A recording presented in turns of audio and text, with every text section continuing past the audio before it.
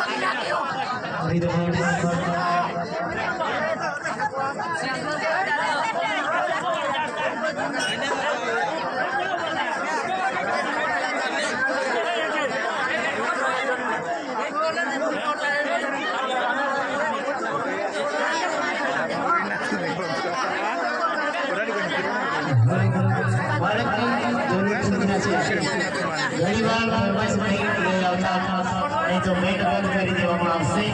हमणां slow टीमनी खाली slow टीमनी वागशे। ફરમાઈશ આવે તો બેન બંધ થઈ જશે.